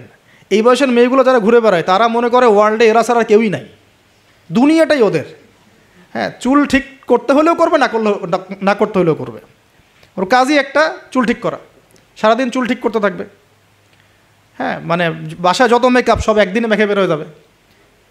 মানে মানুষকে দেখাতে হবে, আমাকে মানুষ দেখুক, সুন্দর বলুক। এদেরকে টার্গেট করেছে কিছু বাণিজ্যিক লোকজন। ওরা শিখিয়েছে এদেরকে, তুমি সুন্দর না, তোমাকে সুন্দর হতে হবে। ব্যাস, স্নো পাউডার শুরু হলো। তারপর থেকে ওকে আগে বুঝাইছে, মাথার মধ্যে ঢুকাইছে, তুমি সুন্দর না, তোমাকে আরও সুন্দর হতে হবে। ব্যাস, তারপরে যে এই ক্রিম সেই ক্রিম, ব্যবসা শুরু হয়ে গেল, এই পার্লার সেই পার্লার। মানে এই মেয়েগুলার, আপনি বিশ্বাস করেন, এই টিকটক প্রজন্মের কথা বলছি, কিশোর গ্যাংয়ের কথা বলছি, ছেলেরা যতটা না বদ, এই মেয়েদের একটা বড় অংশ তার চেয়ে অনেক বেশি বদ, অনেক বেশি। তারা চায়, কিছু কিছু মেয়ে চায় যে তাকে যেন টিস করা হয়, কিছু কিছু মেয়ে চায় যে সে ছেলের পিছনে বাইকে করে ঘুরবে। এখন রাতের বেলা বা অন্য কোনো সময় যদি এই ছেলে 4-5টা মিলে এখন এই মেয়েটাকে রেপ করে ফেলায়, এখানে কি সম্পূর্ণ দোষ শুধুমাত্র ছেলেটারই? আমাকে অ্যান্সার দেন দেখি। ওই মেয়েটা কেন ওখানে ঘুরতে গেল ওর সাথে? ওর বাবা কী করছিল, ওর ভাই কী করছিল? তা আমরা আমাদের সোসাইটির দিকে একটু দেখেন, আমরা অনেক ছোট জায়গায় চিন্তা করতেছি। এই যে আপনি হাত বাঁধে নিয়ে পড়ে আসেন না, পায়ে পা নিয়ে পড়ে আসেন, আর আপনি বলছেন আমারটা সই, ওরটা ও খারিজি হয়ে গেছে, ও ভণ্ড হয়ে গেছে, ওই হয়ে গেছে। এগুলা খুবই কনজাস্টেড চিন্তা। আপনার চিন্তাটা অনেক ছোট লেভেলের। আপনি যখন ওয়ার্ল্ডকে চিনতে শিখবেন, অর্থনীতি বুঝতে শিখবেন, ওয়ার্ল্ডের ফেতনাগুলো রিকগনাইজ করতে শিখবেন, আপনি নিজেকে লজ্জা পাবেন যে আমি কী বলে আসছিলাম এতদিন। আর আমরা তো জানি, আমরা ওই লাইন কিন্তু ঘেটে আসছি। আপনি কোন জায়গায় চিন্তা করছেন, কোন জায়গায় আপনার চিন্তা থেমে যাবে, ওটা আমি জানি। ওর পর থেকে আমি আপনাকে চিন্তা করতে বলতে পারবো। ঠিক আছে, অনেক ডিপে আছে। পুরো ওয়ার্ল্ড নিয়ে ভাবেন। দেখেন আমাদের সোসাইটিগুলোর দিকে তাকান, আমাদের ইয়াং জেনারেশনকে দেখেন, আমাদের শিক্ষার দিকে দেখেন না একটু। আমাদের এই যে যুব সমাজ সামনে বসে আছে, জিজ্ঞাসা করেন যে এই 15-20 বছর তারা পড়াশোনা করেছে, তারা কতটুকু কোরআন শিখেছে, কতটুকু হাদিস শিখেছে। আমাদের এখানে অনেক সিনিয়র ভাই আছেন, আমাদের পিছনে অনেক বরেণ্য ব্যক্তিরা আছেন, তারা এখন আফসোস করেন যে আমাদের বয়স 40 হয়ে গেছে, কোরআন শিখতে পারি নাই, 40টা হাদিস তো পড়তে পারি না, হুজুর এটা কী হবে, এটা কী হবে। তো এটা আপনি জিজ্ঞাসা করা মানেই তো এটা লজ্জাজনক, যে আমি তাহলে কি করলাম সারা জীবনে। তাহলে শিক্ষা ব্যবস্থার মধ্যে কোথায় সংস্কার দরকার, আমাদেরকে ভাবতে হবে এগুলো, বা আমাদের যারা কর্তৃপক্ষ আছেন তাদেরকে বোঝাতে হবে জিনিসগুলো। অর্থনীতি নিয়ে কী বলবো, এটা নিয়ে বলার তো কিছুই নাই, সব জায়গায় সুদ আর সুদ। অনেক দিন আগে যে বলেছি ক্যাশলেস সোসাইটির কথা, এই ক্যাশলেস সোসাইটি এখন বাস্তব। আপনি চায়নায় যান, আপনি কোনো ক্যাশ পাবেন না চায়নাতে কোনো ক্যাশই নাই, আপনাকে সব ডিজিটাল মানিতে লেনদেন এক্সচেঞ্জ করতে হবে। পুরো ক্যাশলেস সোসাইটি একটা। এবং এর চার্জের ফলে মিনিটেই মানুষ কোটিপতি হয়ে যাচ্ছে, মিনিটের মধ্যে মানুষ কোটিপতি, জাস্ট চার্জ কাটতে কাটতে কাটতে কাটতে কোটিপতি হয়ে গেছে। ইলেকট্রনিক মানি তো আসছেই, যখন ক্রিপ্টোকারেন্সির যুগ চলে আসবে তখন দেখবেন যে কী অবস্থাটা হয়। তা আমাদের ইকোনমিক্স সেকশনের এই মানে কি বলবো, যে আধুনিকায়নই বলেন অথবা আধুনিকায়নের শুরুতে সমস্যাগুলো, এগুলো ফাইন্ড আউট করার মতো আলেম ওলামারও ঘাটতি আছে। যখন সমাজে ক্লাসিক্যাল ট্র্যাকের বাইরে কেউ কথা বলে তখন হাসে, হ্যাঁ হাসে যে কী বলতেছে এগুলা, গোল্ড কয়েন, দিনার দিরহাম, এগুলো আবার কী বলে। অথচ দিনার দিরহামের কথা রাসূল সাল্লাল্লাহু আলাইহি ওয়াসাল্লামের সময় থেকে আসে। কতদিন বোঝানোর চেষ্টা করলাম, হ্যাঁ কতদিন যে বোঝানোর চেষ্টা করলাম যে ভাই 10 লাখ টাকা বাসায় রেখে দেন, দেখেন টাকার মান কমে না বাড়ে। আর যদি 10 লাখ টাকার সমপরিমাণ জমি থাকে আপনার, এটার মান বাড়বে না কমবে। এতটুকু বোঝাতে পারতেছি না যে এগুলো সাস্টেইনেবল কোনো অ্যাসেট না। কারেন্সি ছিল গোল্ড দিনার এবং সিলভার দিরহাম। তো এখন সেটা নাই ভালো কথা, কিন্তু আমাদেরকে তো বুঝতে হবে যে আমাদের ফিউচার কী। ইউসুফ আলাইহিস-সালামের ফিউচার, ইউসুফ আলাইহিস-সালাম যেভাবে তার জাতিকে 7 বছরের একটা মানে গোল নিয়ে সামনে গিয়েছিলেন যে আমরা মূল্যবান সম্পদগুলো করি, মানে সংরক্ষণ করি, যখন দুর্ভিক্ষ সময় আসবে তখন আমরা বাঁচতে পারবো। মিশরের লক্ষ লক্ষ মানুষ বেঁচে গেছে, তা আমাদের সেই ফিকির কোথায়? তো আমি একটা পয়েন্ট থেকে এতদূর চলে আসছি যে আমরা অনেক ক্ষুদ্র জায়গায় চিন্তা করছি। এই যে 1 হাতে মোসাফা না 2 হাতে মোসাফা, আপনার এইগুলা আপনার চিন্তাটাকে এত ছোট জায়গায় নিয়ে আসছে যে আপনি বড় করে এখন ভাবতেই পারতেছেন না। আর আমাদের দরকার, যদি আমরা সত্যি কথা বলছি, যদি আমরা চাই যে আমাদের সমাজ, দেশ এবং জাতি আগামীতে অনেক বেশি সমৃদ্ধি অর্জন করুক, আমাদের ক্রিটিক্যাল থিঙ্কার্স দরকার। আমাদের দরকার ক্রিটিক্যাল থিঙ্কার্স, যারা চিন্তা করতে পারে, ওয়ার্ল্ড নিয়ে ভাবতে পারে, মানে ইসলামটাকে ওয়ার্ল্ডের সাথে মিশাতে পারে। ইসলাম একদিকে পড়ে থাকবে আর ওয়ার্ল্ড একদিকে চলে যাবে, তাহলে তো হইল না কিছু। দেখেন ওই সময় লাত উজ্জা মানাত শিরক এগুলো বলতেন, লাত উজ্জা মানাতের মূর্তি পূজা শিরক এগুলো বলতেন সাহাবীরা। এই যুগে যদি আবু বকর ওমর রাদিয়াল্লাহু আনহু আসতেন, তারা কি ওই কথাই বলতেন? এই যুগের শিরকগুলোকে ফাইন্ড আউট করতেন? বলেন তো দেখি। নিঃসন্দেহে তারা এই যুগের সাথে আপডেটেড থাকতেন। তা আমাদেরকে এই যুগের সাথে আপডেটেড থাকতে হবে। তো আল্লাহ পাক আমাদেরকে তৌফিক দান করুন, আমিন। তো যেটা বলছিলাম যে আমার শ্রদ্ধেয় দিনী ভাইরা, প্রথমে আমরা তাওহীদটা শিখবো ইনশাআল্লাহ, তাওহীদের চর্চা করব। নিজের পরিবারটাকে আগে আপনি তাওহীদপন্থী বানান। আপনাকে সমাজ নিয়ে আগে ভাবতে হবে না, আগে আপনি আপনার পরিবারটাকে তাওহীদপন্থী বানিয়ে ফেলেন। আল্লাহ পাক তৌফিক দান করুন। আপনার সন্তানদেরকে তাওহীদ শেখান। আপনার স্ত্রী, আপনার সন্তান, আপনার মেয়ে, আপনার আত্মীয় স্বজন, এদের মাঝে আপনি আগে দাওয়াতি কাজটা করার চেষ্টা করেন। আল্লাহ পাক তৌফিক এনায়েত করুন। এবং এটা একা একা শেখা যাবে না। আমি বলছি যে দিনই ইলম অর্জন করব, অবশ্যই মুহাক্কিক আলেম খুঁজব। আমি কোনো আলেমের নাম বলে দিব না, কারণ আমি একটা নাম বললেই অপোজিশন আছে, বলবে যে না ওনাকে তো আমি মানি না। আমি যদি বলি যে আমি আল্লামা তাকি উসমানীকে খুব ফলো করি, ভালোবাসি, পছন্দ করি, তারও তো হেটার্স আছে না? তো বলবে যে আপনি ফলো করেন, আমি করি না, আপনি মানেন, আমি মানি না। তো এই জন্য আমি কোনো নাম বলতে যাচ্ছি না। আপনি আপনার বুঝ অনুযায়ী, আপনার কাছে সারা ওয়ার্ল্ড ঘেটে যে মনে হয় যে না এই আলেম হকের উপর আছেন, তার কথাগুলো ভালো, তার ইলমি গভীরতা ভালো, তিনি সাম্প্রদায়িক না বা ইত্যাদি, তিনি হকের উপর আছেন, হক বলতে দ্বিধা করছেন না, হক বাতিলের সাথে মিক্স করছেন না, মানে আপনি বুঝেন, আপনাকে তো আল্লাহ পাক মেধা দিয়েছেন, আল্লাহ পাক তো আপনাকে বিবেক দিয়েছেন, আপনি বোঝার চেষ্টা করেন। তবে আমি রিকোয়েস্ট করবো একটা জিনিসই খালি, যে আপনি আলেমদেরকে দলে দলে ভাগ করে দিয়েন না, এবং আলেমদের মধ্যে সাম্প্রদায়িকতা সৃষ্টি করেন না, আলেমদের মধ্যে শত্রুতা বাড়ায় দিয়েন না। আপনি মৌমাছির মতো হন, এটা আমার নসিহত, আপনি মানবেন কি মানবেন না আপনার বিষয়। আমি এটা ফলো করার চেষ্টা করি, যে আমি নিজেকে একজন মৌমাছি মনে করি। আমাকে যদি বলেন যে এই যে রিক্সাওয়ালা রিক্সা আমাকে নামিয়ে দিল বাসায়, তার কাছেও আমার শেখার কিছু আছে। আপনি যদি মৌমাছি হন, আপনি এখান থেকে শিখতে পারবেন, অবশ্যই শিখতে পারবেন। এরকম অনেক শেখা আমরা শিখেছি। এখানে হাবিবে নাজ্জার ইতিহাসে জাজল্যমান হয়ে থাকলো, কিন্তু ওই রাজার নাম ইতিহাসে আসে নাই। একজন কাঠমিস্ত্রির নাম ইতিহাসে জাজল্যমান হয়ে থাকলো। হাবিবে নাজ্জারকে আল্লাহ পাক বললেন যে উদখুলুল জান্নাহ, জান্নাতে ঢোকো। সে বলছে ইয়া লাইতা কওমি ইয়ালামুন, হায় আমার কওম যদি জানতো জান্নাত কত সুন্দর জায়গা। অতএব প্রিয় ভাইরা, মৌমাছি হয়ে যান, যেখানে হক পাবেন, ভালো ভালো দিনই ইলম পাবেন, আপনি সেটা নেওয়ার চেষ্টা করেন। পরে আস্তে আস্তে যখন আপনার ম্যাচুরিটি বাড়তে থাকবে, আপনি বুঝবেন যে আসলে কোনটা হকের সবচেয়ে বেশি কাছাকাছি। আপনি ধরেন মেডিকেল সায়েন্সে পড়েছেন, ইঞ্জিনিয়ারিং পড়েছেন, এখন আপনি বোঝেন না যে ক্লাস 8, 9, 10-এ কোন জায়গায় গ্যাপ ছিল? বুঝতে পারি না আমরা? এভাবে আস্তে আস্তে গ্র্যাজুয়ালি আপনি যেতে থাকেন, এক পর্যায়ে আল্লাহই আপনাকে সেই এলেম, প্রজ্ঞা, হিকমা দিবে।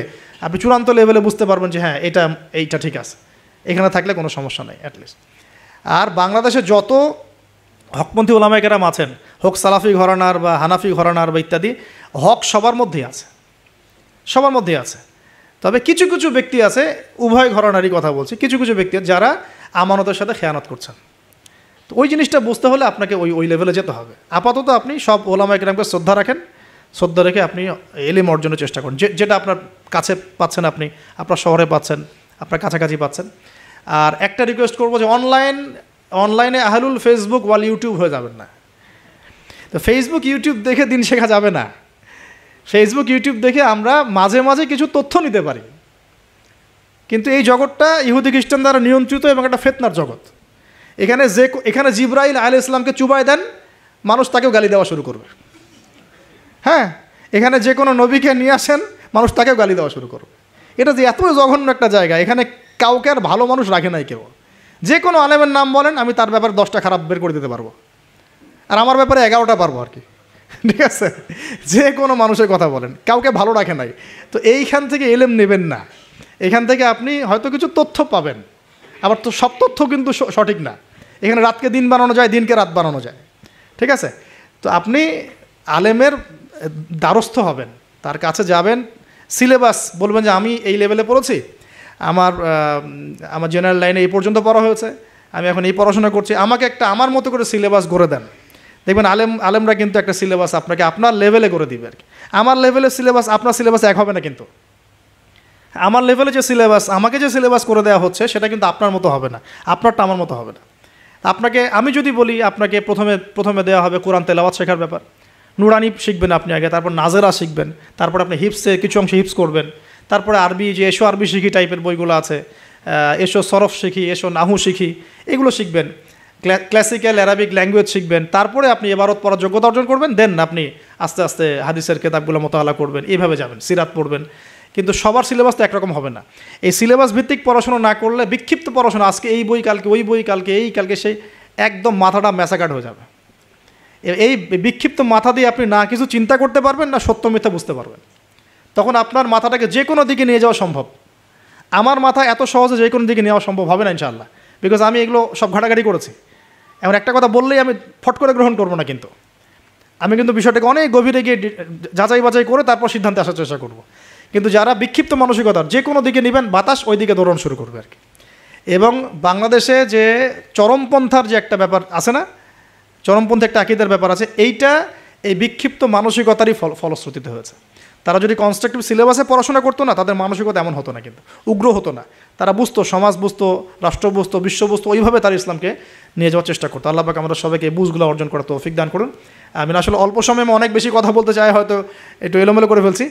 তো তাওহীদের চর্চা, পরিবার সমাজ, আস্তে আস্তে আত্মীয়দের মধ্যে, এবং দ্বীনি ইলম অর্জন, ওলামায়ে কেরামের সোহবত, এই কথাগুলো বেসিক কথা।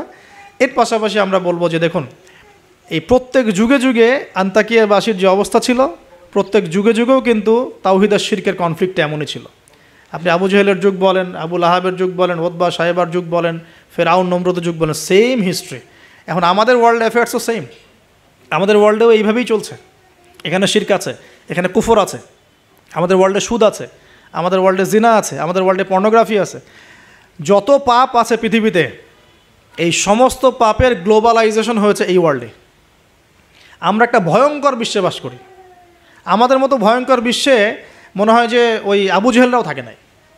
বিশ্বাস করেন না এটা? আবু জেহেলের যুগে শিরক ছিল, এটা গ্লোবালাইজেশন ছিল না। আবু জেহেলের যুগে রিবা ছিল, কিন্তু ওইটার গ্লোবালাইজেশন ছিল না। এত র্যাপিডলি মানে ফিতনা ছড়িয়ে পড়তো না। আমরা সবচেয়ে ফিতনাময় পরিবেশে বসবাস করছি। সামনে আরও ফিতনা আসবে, তারপর হয়তো বা আল্লাহ পাক কোনো একটা কিছু আনবেন ইনশাআল্লাহ তাআলা, কারণ রাতের পরে দিন আসবে, এটাই স্বাভাবিক। তো এখন এই ফিতনাগুলো পরিবেশে আমাদের কিভাবে আমরা চলবো? তাহলে ফার্স্ট অফ অল আমাদের ইলম অর্জন এক নাম্বার। তারপরে আমি বলবো যে আমাদের ইলম অনুযায়ী বেশি বেশি আমল দরকার, অনেক বেশি আমল দরকার, এবং অনেক বেশি আলেমদের সাথে সোহবত দরকার। এই সোহবতে আমাকে দিন শেখাবে, আমল উৎসাহিত করবে। একা একা না থাকা, কিছু দিনই ভাই মিলে অ্যাটলিস্ট একটা অ্যাসোসিয়েশন বা ফাউন্ডেশন বা কিছু একটা সোশ্যাল কোনো ওয়ার্ক, মানে এরকম কিছু নন পলিটিক্যাল, নন প্রফিটেবল, এগুলোর মধ্যে থাকা, তাহলে আপনি মানে একে অপরের সাথে মোজাকারা করে চলতে পারবেন। বা এগুলো করতে না পারলেও যে কোনো একটা বৃহত্তর জামা, যেমন যেটা ক্লাসিক্যাল ট্রেন্ড আছে, কেউ কওমির মধ্যে আছেন, কেউ তাবলিগে আছেন, কেউ সালাফিজমে আছেন, মানে একটা ঘরানা ফলো করে চলা, তাহলে আপনার কিছু দিনী ভাইয়ের সাথে আপনি মানে মিলেমিশে থাকতে পারবেন, আপনাকে ইসলাম সংশোধন করতে পারবে একজন আরেকজনের। আর এখানে বিভক্তি না বাড়ানো, ঐক্যবদ্ধ থাকতে গিয়ে আবার বিভক্ত বানায় দল ক্রিয়েট না করে ফেলা। মনে করেন আমরা একটা ফাউন্ডেশন করলাম, এই ফাউন্ডেশনটাকে একটা দল মনে করা, না মনে করা যে আমি আমারটাই সত্য মিথ্যা চূড়ান্ত মানদণ্ড, এরকম মনে না করা, বরং আপনাকে সবার সাথে মিউচুয়াল করে চলার চেষ্টা করতে হবে। মানে হকপন্থীদের কথা বলছি, হকপন্থীদের সাথে মিউচুয়াল করে চলার চেষ্টা করতে হবে। তো না হলে ওইটা আবার আরেকটা ফেরকা হয়ে যাবে আর কি। আপনি হক প্রতিষ্ঠা করতে গিয়ে নতুন একটা ফেরকার জন্ম দিয়ে ফেলেন না, যেটা হয়েছে বাংলাদেশে হক প্রতিষ্ঠা করতে গিয়ে মানুষ বহু ফেরকার জন্ম দিয়ে ফেলছে আর কি। এমন যে বললাম না, হক ক, হক খ, হক গ, হক ঘ, কেউ কারোর সাথে কারো আমার মিল নাই। হকের কয়ের আমির একজন, ক্ষয়ের আমির একজন, গয়ের একজন, ঘয়ের একজন। তো এইরকম হজবরল একটা হসপস অবস্থা হলো তো সমস্যা। তো একসাথে থাকবো। শোনেন, এই কথাটা খুব ভালো করে শোনেন, আব্দুল মালিক সাহেবের বই থেকে কথাটা বলছি, আমি ওনাকে অনেক শ্রদ্ধা করি। মতানৈক্য থাকবে, তার উপর ঐক্য হবে। মতানৈক্য আছে, ওই ভাই আমার ধরেন যে বাবরি চুল পছন্দ করে, আমি করি না। ওই ভাই মনে করেন যে কি বলবো রফিল আদান করে, আমি করি না। ওই ভাই মনে করেন যে কি বলবো যে হ্যাঁ জোরে আমিন বলে, আমি আসতে বলি। মতানৈক্য তার সাথে আমার আছে, কিন্তু তারপরেও আমাকে একসাথে থাকতে হবে। এরকম অবস্থায় না আসতে পারলে আপনি বাংলাদেশ কেন সারা ওয়ার্ল্ড অ্যাফেয়ার্স চিন্তা করে মুসলিমদের ঐক্যবদ্ধ কোনো প্ল্যাটফর্ম বা কোনো রকম রেভলিউশন এটা আসলে সম্ভব হবে না। বরং এই সুযোগগুলো কাজে লাগায় অমুসলিম যারা আছে, ইসলামের শত্রু যারা আছে, এরা আপনাকে আরও ডিভাইড অ্যান্ড রুল নিতে থাকবে। End of the day you will destroy yourself, আপনি নিজেকে ধ্বংস করে ফেলাবেন আর কি। আর এরপরে আমাদের এখনকার করণীয় হচ্ছে ফিতনাগুলো রিকগনাইজ করা, আগে ফিতনাগুলো চিহ্নিত করতে শেখা যায়, কোন কোন জায়গায় কোন কোন ফিতনা আছে, তারপরে সেখান থেকে বাঁচার পদ্ধতিগুলো গ্রহণ করা। আর একটা কথা বারবার জোর দিয়ে বলছি আমি, ইলম অর্জনের কোনো বিকল্প নাই, প্রচুর পড়াশোনা করতে হবে। আল্লাহ পাক আমাদের সবাইকে প্রচুর পড়াশোনা করার তৌফিক দান করুন। মনে করেন এখন থেকে নিয়াত করেন যে ইনশাআল্লাহ আগামী 10 বছর আমরা ডানে বামে এত না দেখে পড়াশোনাই করতে থাকবো ইনশাআল্লাহ। খালি পড়াশোনা করতে থাকেন। আপনাকে এখন রাষ্ট্রের দায়িত্ব নেওয়ার দরকার নেই আপনার। আপনি পড়াশোনা করেন, দিনই ইলম অর্জন করেন, প্রচুর পড়াশোনা করেন, করে আপনি ডিনামাইট হন ভিতর থেকে, ঠিক আছে? ইনশাআল্লাহ আপনার আমার যদি যোগ্যতা থাকে, আল্লাহ যদি আমাদের মধ্যে কবুল মানে ইসলাহ দেখেন, সংশোধন দেখেন, মানে খালেস নিয়াত দেখেন, হ্যাঁ খুলুসিয়াত দেখেন, আল্লাহ পাক চাইলে আপনাকে অন্ধকার থেকে তুলে রাষ্ট্রের নেতা বানাইতে পারেন না? ওই যে জেলখানার কূপ থেকে তুলে ইউসুফ আলাইহিস সালামকে রাষ্ট্রের দায়িত্ব দেওয়া হয় নাই? এই দায়িত্ব কে দিয়েছে? আল্লাহ পাক দিয়েছে। তো এটার যোগ্যতা, পড়াশোনা করুন, প্রচুর ইলম অর্জন করার চেষ্টা করি। আল্লাহ পাক তৌফিক এনায়েত করুন, আমিন। এর সাথে আমলটা বাড়াই, ওলামায়ে কেরামের সোহবত এবং তাসকিয়া আমার আত্মশুদ্ধি। ডেইলি আমরা যে কাজগুলো করি এর মধ্যে দোয়া থাকবে, জিকির থাকবে, হ্যাঁ তাসবিহ তাহলিল থাকবে, কোরআন তেলাওয়াত থাকবে। কোরআন তেলাওয়াত মিস দিয়ে না, প্রত্যেক দিন কমপক্ষে 1 ঘন্টা কোরআন তেলাওয়াত করেন, বা 1 ঘন্টা না পড়ে 1 পারা কোরআন তেলাওয়াত করেন। 1 পারা টার্গেট নেন যে আমি পার ডে 1 পারা করে কোরআন তেলাওয়াত করব। এবং আমার ওস্তাদ আমাকে নসিহত করেন, ওনার নাম হাবিবুর রহমান, উনি বলছেন যে তিনটা কাজ কোনোদিন ছাড়বা না, কোনোদিনও ছাড়বা না। এক হচ্ছে প্রতিদিন কোরআন নর্মাল তো তেলাওয়াত করোই, একটা পৃষ্ঠা হলেও অর্থসহ পড়বে, একটা পৃষ্ঠা হলেও অর্থসহ। এই যে 5টা আয়াতের উপর আমরা কিন্তু আজকে আলোচনা করলাম, 4-5টা আয়াতের উপরে অর্থসহ পড়বে। 2 নাম্বার হচ্ছে রাসূল সাল্লাল্লাহু আলাইহি ওয়াসাল্লামের হাদিস 4-5টা করে প্রতিদিন পড়ার চেষ্টা করো, একটা বিশুদ্ধ বই থেকে। আর রাসূলের সিরাত জীবনী 2-3টা পৃষ্ঠা হলেও পড়ার চেষ্টা করো প্রতিদিন। এই কাজগুলো করলে হয় কি, ঈমান তাজা হয়। আপনি অজুর ফজিলত জানেন, অনেক দিন আগে পড়েছেন, এখন অজু করতে গেলে সেই ফিলটা আপনি পাবেন না। এটা আপনি এখনই অজুর ফজিলতটা আরেকবার পড়ে যান, দেখেন আপনি অজু করতে গেলে একটা ফিল পাবেন যে এটা আমার গুনাহ মাফ হচ্ছে এখান থেকে। এটা হচ্ছে ইলম অর্জনের ফলে আমাদের কিন্তু ঈমানটা রিচার্জ হয়। তো আমলটা বাড়াই, ডেইলি এই আমলগুলো চালু করি, জিকির আজগার, তাসবিহ তাহলিল। পারিবারিক তালিম করতে পারলে খুব বেশি ভালো হয়। হ্যাঁ, পরিবারে দাওয়াত দিব, পরিবারে আমরা এগ্রেসিভ হব না, পরিবারে অলওয়েজ দাওয়াত দিবেন। পরিবারবর্গ ইসলাম মানে দাওয়াতের পথে আসলো কি না, হ্যাঁ আপনার সংশোধনের পথে আসলো কি না, এটা নিয়ে এত বেশি ওভার ব্লাস্টেড হওয়ারও দরকার নাই। আমার দায়িত্ব দাওয়াত দেয়া, বোঝানোর, ভাই বুঝিয়েছি, দোয়া করি আল্লাহর কাছে, আল্লাহ যেন সবাইকে হেদায়েত দেন, ব্যাস দ্যাটস অল, আপনার কাজ হয়ে গেছে। এরপরে আমরা আমাদের সামর্থ্য অনুযায়ী দাওয়াতের কাজ অব্যাহত রাখবো। হয়তো ওলামায়ে কেরামের সোহবতে বা যেভাবে করছেন আলহামদুলিল্লাহ, প্রতিষ্ঠিত কোনো জামায়াতের মধ্য দিয়ে অথবা ক্লাসিক্যাল ইসলামিক ট্রেন্ডে যেভাবে কাজ করছেন আলহামদুলিল্লাহ, এই কাজগুলোকে সমন্বয় করাটাই চ্যালেঞ্জ। বাংলাদেশে প্রচুর কাজ হয় ইসলামের। আল্লাহ পাক কাকে যে কবুল করবেন, আমি খুব মনে মনে দোয়া করি আল্লাহ পাক যেন একজন যোগ্য মানুষকে কবুল করেন, যিনি এই দিন ইসলামের যে কাজগুলো দেশে চলছে এগুলোকে যেন ইউনাইটেড করতে পারে আর কি। এইটা চ্যালেঞ্জ আর কি। কাজ যে হচ্ছে না তা না, কাজ প্রচুর হয়, দিনই কাজ প্রচুর। আমাদের মসজিদের অভাব নাই, মাদ্রাসার অভাব নাই, মক্তবের অভাব নাই, কিন্তু বিশ্বাস করেন যে ওই যে ইসলামের ইকামাত, ওই ইকামাতের ছিটাফোটাও নাই আমাদের মধ্যে। অতএব এটাকে আমাদের মধ্যে আল্লাহ পাক যেন যোগ্য ওমরের মতো কোনো মানুষকে দিয়ে কবুল করে না, আমিন। আল্লাহ পাক আমাদেরকে এই যুগের আবু বকর, ওমর, ওসমান, আলী হওয়ার তৌফিক দান করে না, আমিন। তো শেষ কথা হলো যে এই জিনিসগুলো আমরা পরিবারে এস্টাবলিশ করার চেষ্টা করি, হালাল খাই, রিজিকের মধ্যে আমরা একটু হালালত্বের চেষ্টা করি, হারাম থেকে বাঁচার চেষ্টা করি। মেয়েদের থেকে সতর্কতা অবলম্বন, মেয়েদের থেকে সতর্ক থাকেন। আপনার রিজিকের সামর্থ্য হয়ে গেছে, আপনি বিয়ে করে ফেলেন, কিন্তু কোনো রকমের হারাম কোনো সম্পর্কের দিকে যাবেন না। খুবই খারাপ জিনিসটা। যার মধ্যে জিনা ঢুকে যাবে সে কখনো আল্লাহর মারেফত অর্জন করতে পারবে না। যার মধ্যে জিনা ঢুকে গেছে এর মনটা পবিত্র হতে পারবে না। তো মনের মধ্যে শয়তানি কিলবিল করবে, মনটা পবিত্র হতে পারবে না। পর্ন দেখার অভ্যাস থাকলে বাদ দেই। মেয়েদের দিকে তাকালে চোখ নিচু করার অভ্যাস করার চেষ্টা করি। আমি তো আপনাদের শহর ঘুরে ঘুরে আসলাম একটু আগে, তো এখানে তো চোখের হেফাজত করাটা ঢাকার মতোই কঠিন। তো এখানে আপনাদেরকে আরও বেশি ইমানের পরিচয় দিতে হবে। আমাদের সবাইকে আল্লাহ পাক তৌফিক দান করুন, আমিন। চক্ষু নিচু করা, পারলে বিয়ে শাদী করে ফেলা এবং পর্ন থেকে দূরে থাকা, অহেতুক আমরা ইউটিউব ফেসবুকে অনেক মুভিজ দেখি, এটা দেখি, ক্লিপ দেখি, এগুলো বন্ধ করতে হবে। যদি আমরা সত্যিকার অর্থেই চাই যে ইসলাম নিয়ে কিছু করতে, এ যুগের আবু বকর ওমররা যেভাবে চিন্তা করতেন ওইভাবে চিন্তা করতে হবে। আল্লাহ পাক আমাদের সবাইকে কবুল করুন, আমিন। আর আমাদের সন্তানদের ব্যাপারে আমরা ফিকির করব, তাদেরকে আমরা কোথায় পড়াবো, কিভাবে মানুষ করব, এই বিষয়গুলো ফিকির করব। একটা ফিকির আমি ঢুকাই দিচ্ছি আজকে, এই ফিকিরটা নিয়ে এত হার্ডলি কখনো বলি নাই, এখন বলছি। সেটা হলো ফিজিক্যালি ফিট থাকার চেষ্টা করুন। ফিজিক্যালি ফিট থাকাটা অনেক বেশি ইম্পর্টেন্ট, যেটা আমি নিজে এখন সাফার করতেছি। এই যে মাহফিল টাহফিল, এগুলো ঘুম হয় না, খাওয়া ঠিক নাই, জার্নি এই করতে করতে মানে দেখা যাচ্ছে যে আমরাও ফিজিক্যালি অনেক সময় এই বয়সেও দুর্বল হয়ে যাচ্ছি, মানে ইফোর্ট দিতে পারছি না, ইত্যাদি ইত্যাদি। অথচ রোজা রেখে আমি নিজে, আমার মনে আছে, রোজা রেখে আমি 2 বেলা 2টা ম্যাচ খেলেছিলাম। কি টার্গেট ছিল, তামিম ইকবাল হব, একটা অবস্থা। হ্যাঁ, এবং আলহামদুলিল্লাহ অল্প সময় অনেক দূর গিয়েছি, আল্লাহ পাক ওই হিস্ট্রিটা মিটিয়ে দিয়েছেন, আমি শুকরিয়া আদায় করি আল্লাহর কাছে। কিন্তু এখন কিন্তু আমি পারছি না। আমি এখন আমাদের বাসায় যে রানিং মেশিনগুলো আছে, এগুলোতে দেখা যায় 20-30 মিনিট দৌড়ালে আমি হাঁপায় যাচ্ছি।